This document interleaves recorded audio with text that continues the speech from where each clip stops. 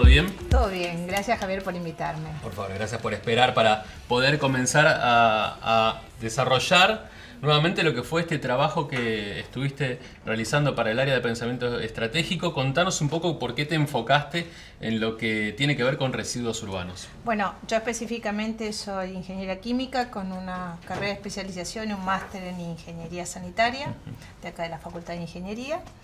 Y dentro de lo que es la ingeniería sanitaria, que tiene tres áreas muy marcadas, que son provisión de agua potable, saneamiento, existen residuos sólidos. Y bueno, yo me dedico hace más de 30 años en el tema de residuos sólidos, desde la docencia, la investigación y la empresa privada. Bueno, a ver, está buenísimo, creo yo, desde los 30 años de trabajo que tenés, estas 3 décadas, que has visto seguramente una evolución también en nosotros, ¿no? Porque en estas 3 décadas se habló mucho de reciclaje, de tratamiento de los residuos, de cómo somos los usuarios respecto si somos conscientes o no tanto de cómo se trabaja con este material. ¿Cómo ha sido este avance tuyo en estas 3 décadas en el análisis? Bueno, con el tema de residuos es un tema muy nuevo, no solo en Argentina, en Latinoamérica, sino a nivel mundial.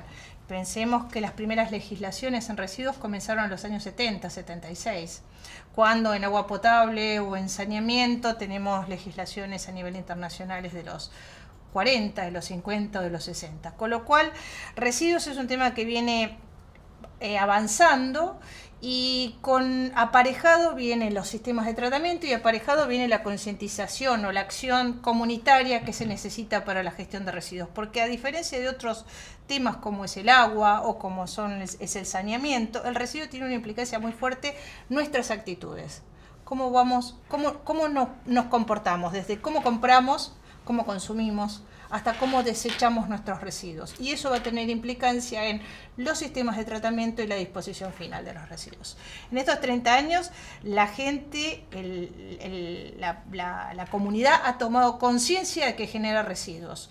En muchos países está bastante más avanzado que nosotros, pero nosotros, por lo menos en lo que es Ciudad de Buenos Aires, ha comenzado un camino lento, pero está siguiendo desde hace más de 10 años, en los cuales se trata de tratar los residuos de la manera más adecuada, previamente la segregación en origen, que el vecino de la ciudad tiene que hacer una segregación, y por último la disposición final, que podemos decir que en el área metropolitana se hace realmente con estándares a nivel internacional. ¿Y qué pasa saliendo un poquito de la ciudad de Buenos Aires? Más o menos vos lo mencionás. Hay una concientización que se intenta a nivel país, uno trata de separar un poco los residuos. ¿Qué pasa en ese circuito después? Cuando uno ya dice, bueno, acá está, ya dejé mis basuras acá, ¿qué pasa? ¿Cómo sigue el circuito? Bueno, te voy a contestar en dos partes. Dale. La primera parte, el vecino lamentablemente muchas veces no tiene conciencia de lo que pasa. Lo único que le interesa es que se pone la bolsita en su vereda o en su contenedor y después, si desaparece, él ya cumplió.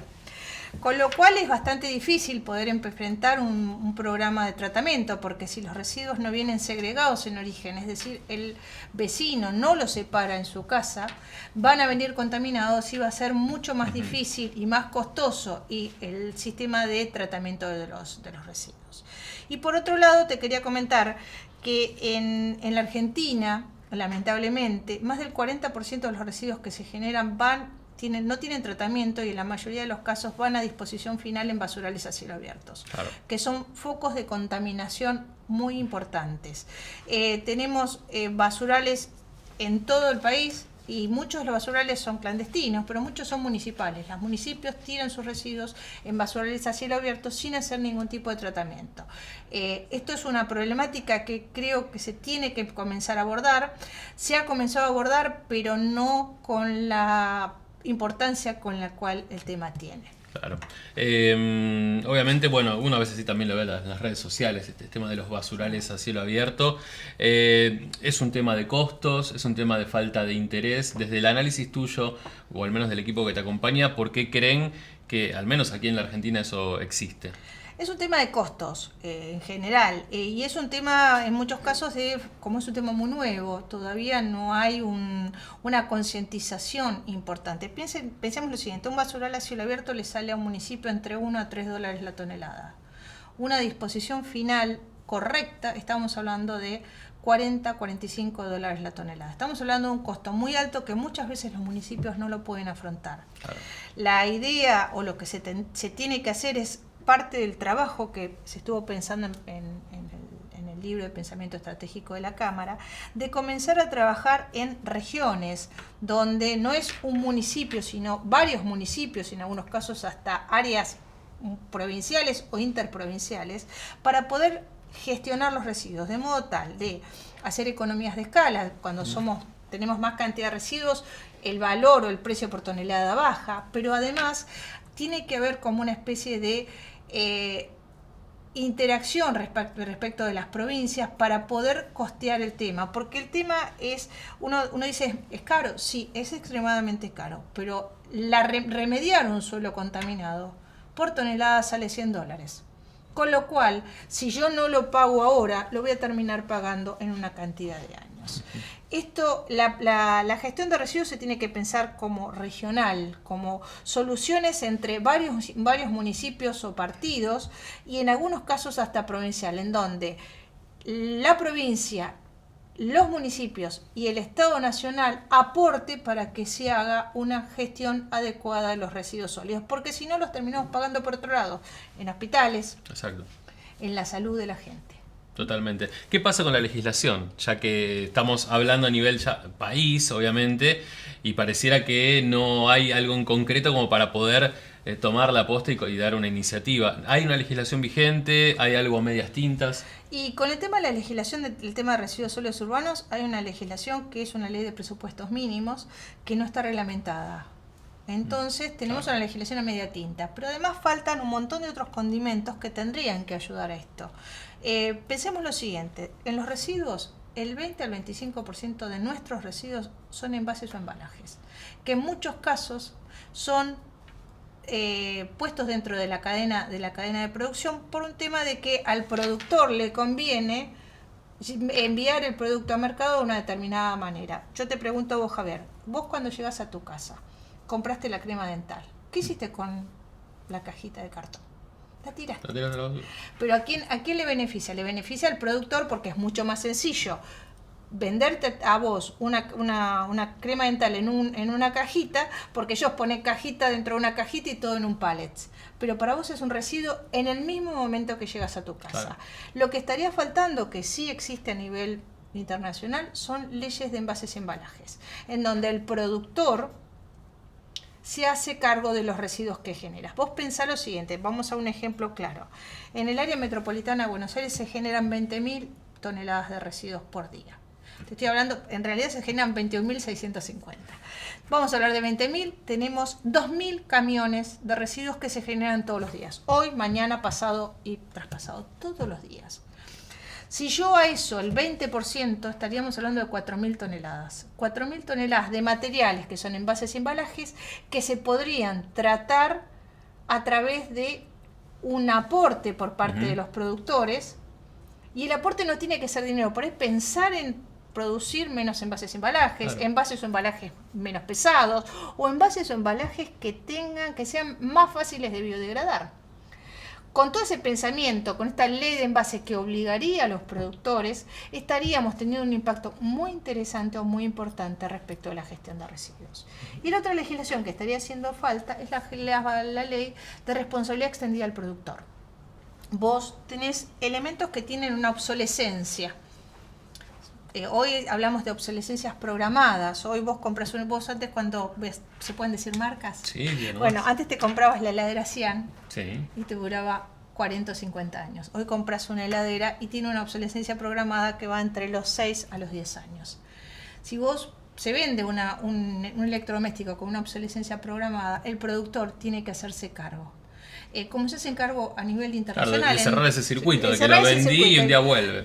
Entonces vos vas a comprar tu nueva heladera y te dan, no sé, un bono, como un canje. Un canje de tanta cantidad de dinero y el productor se hace cargo de llevarse esa heladera y utilizar todos los elementos que pueden ser utilizados, por ejemplo, el metal de la carcasa, por ejemplo, los plásticos, sí. Y hacer un buen tratamiento de los residuos. Y no que eso quede dentro del flujo de residuos y y que sea tratado por el conjunto de la comunidad. Bueno, hay empresas que, bueno, yo por ejemplo, Apple es una empresa que se dedica a eso, a recibir el equipo y al menos lo muestra como que es en pos de la ecología y de poder trabajar en el reciclaje de los productos. Está bien, es algo muy chiquitito, pero de una difusión tan masiva que sirve y es algo interesante. Que vos me mencionás, no, al menos en la Argentina no hay una legislación de ese tipo. No existe una legislación, existen acciones por parte de algunos productores, por ejemplo los fabricantes de baterías de automóviles, que vos compras tu nueva batería de tu automóvil y entregás la vieja, que para vos no te sirve nada, pues si no la vas a tener tirada en un galponcito y después dentro de 5 años vas a tirarla toda junta al decís, hoy la dejo por un tema ecológico y al día... Chau. Entonces, si a vos te dieran un premio, un bono, un descuento, sí, tal hay cual. que pensar creativamente de qué manera poder implementar esta ley de responsabilidad extendida al productor, en la cual muchos de los materiales que hoy están en los residuos, primero podrían ser recuperados por la industria y ser reutilizados. Y por otro lado, bajaríamos la cantidad de residuos que tenemos que ir a disposición final. Sí, bueno, también entender que la basura tiene un costo. Hay, de hecho, países que reutilizan muy bien su basura o que compran hasta de otros lados precisamente para poder trabajarla. Sí, el tema de todos los tratamientos de residuos, y esto acá es derribando mitos. Todos los tratamientos de residuos son más caros que no hacer nada. No hacer nada es baratísimo a corto plazo, pero extremadamente caro a largo plazo. Poner una planta, hacer una segregación en origen con recolección diferencial y enviarlo a una planta tiene su costo. Lo que sí tenemos que ver, los beneficios asociados, el beneficio ambiental asociado que tiene recuperar materiales. Pensemos que los materiales son finitos, hay una cierta cantidad. Hoy tenemos mucha cantidad de todo, pero va a llegar un punto en el cual no va a ser tan fácil conseguir recursos. En ese momento quizás el reciclaje tenga una extensión mayor. Hoy el reciclaje es caro, no es económico. No quiere decir que no se tiene que hacer, se tiene que hacer porque es bueno para el medio ambiente. Pero sí tengo que pensar que el sistema va a ser más oneroso que lo que es hoy. Pero hay que hacerlo, hay que comenzar a hacerlo. ¿Por qué hay que comenzar a hacerlo? Porque nosotros tenemos tratamientos y después una disposición final. La disposición final es como dejar un lugar inmovilizado, un montón de materiales que se quedan ahí. Si lo hacemos bien a través de un relleno sanitario, con todas las medidas que tienen los rellenos sanitarios que existen hoy en el área metropolitana, no hay ningún tipo de problema.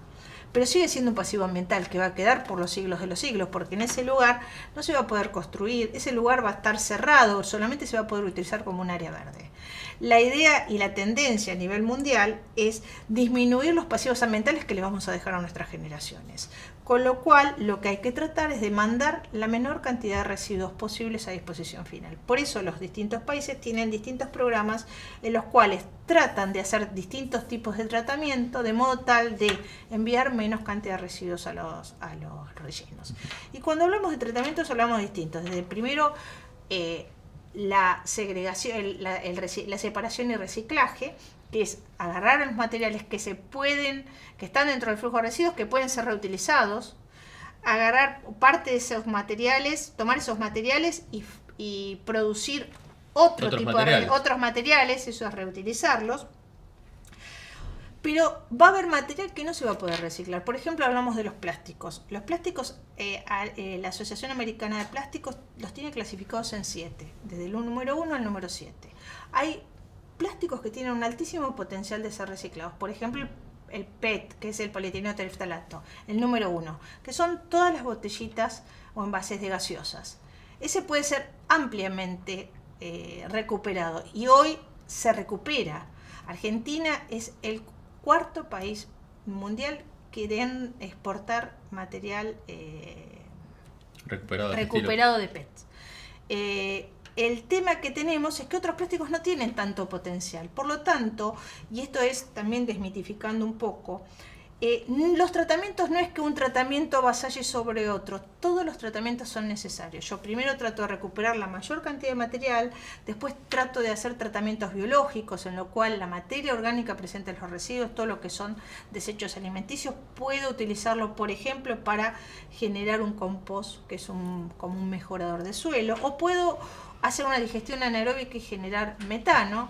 Y después todo lo que no puedo recuperar, no puedo tratar, lo mando a lo que se llama valorización térmica, que es utilizar al residuo como generar una especie de biomasa con alto poder calorífico y generar energía eléctrica, que es lo que se hace en Europa en este momento y se está extendiendo a pasos agigantados en Asia. Marce, ¿cuál es, y te lo pregunto para cerrar, tal vez el modelo a seguir en lo inmediato, en el que decís, bueno, estamos posicionados en un determinado ranking y tenemos que comenzar a trabajar con un poquito más de efusividad en el tratamiento de los residuos y en el reciclaje? Si tuviéramos que seguir un modelo inmediato desde el área de pensamiento estratégico, desde tu trabajo, ¿cuál crees que sería el más factible? Y el más factible es empezar a pensar en plantas de tratamiento mecánico biológico, por lo menos en los grandes centros urbanos, y el tema de valorización térmica de los residuos. Esto es lo que nos está faltando. El tema de los grandes centros urbanos tenemos ya casi resuelto, tenemos resuelto el tema de la disposición final, pero faltaría las plantas de tratamiento mecánico biológico para recuperar materiales y transformar la parte orgánica en una biomasa que pueda ser utilizada en estas plantas de valorización térmica, que no son ni más ni menos que centrales térmicas que en lugar de funcionar con combustibles fósiles, funcionan con combustibles derivados de residuos, que es la parte orgánica de alto poder calorífico presente en el residuo, se acondiciona y se pone y se utiliza como combustible en estas centrales térmicas que son plantas de valorización. Ese calor que se genera en el proceso de combustión se utiliza para generar energía eléctrica que puede ser utilizada en las ciudades. Claro. La conveniencia que tiene esto es que las plantas de valorización no están como las plantas hidroeléctricas lejos, están en el mismo punto de generación. Entonces es muy económico el tema del transporte de la energía. Y además estamos generando, como llaman los europeos, una energía verde. Estás utilizando tu mismo residuo para generar energía que vos también utilizás. Excelente. Bueno, es una de las propuestas más interesantes. El tema, bueno, es dar el puntapié. Lo que vos estás mencionando es una cuestión de inversión que no es simple, pero bueno, tiene que comenzar. Sí. Marce, muchísimas gracias por toda la información, por darnos este pantallazo respecto de cómo nos posicionamos en el tratamiento de los residuos. Y bueno, en cualquier momento volver a reencontrarnos para seguir haciendo un mini debate de cómo estamos posicionados. Bueno, muchas gracias, Javier, y hasta luego. Marcela De Luca con nosotros. Hacemos un pequeño impasse y ya hablamos de asuntos laborales con su presidente de esta comisión, el licenciado Ricardo López.